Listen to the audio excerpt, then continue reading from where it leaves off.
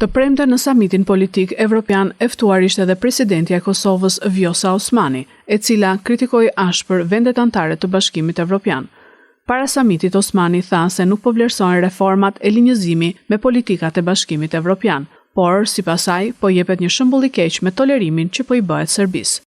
Për fat të keq po jepet një mesazh shumë i keq për rajonin ton, se më shumë po hapet dera në raport me ata që po shkojnë në Moskë të Putini, sesa për ne që nuk shohim rrugë dhe alternativë tjetër për Kosovën.